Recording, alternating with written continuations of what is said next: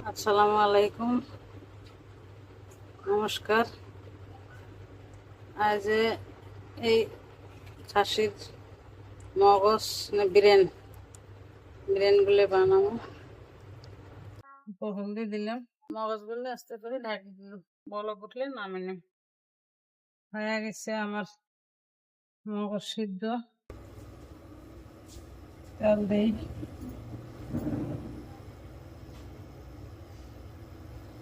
পেঁয়াজ কাঁচামরিচ নাড়িয়েছি, পেঁয়াজগুলো দিয়ে দিলাম, কাঁচামরিচ দিয়ে দিলাম, পেঁয়াজ ভাজা হয়ে গেল।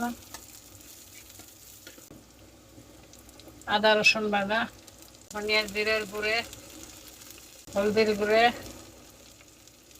লবণ, টমেটো দিয়ে দিলাম, অল্প পানি দিয়ে সিদ্ধ করে নিই। টমেটোগুলো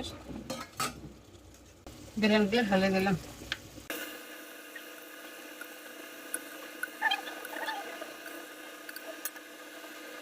A few moments later. আমার খাসির বিরিয়ানি রান্না হয়ে গেছে।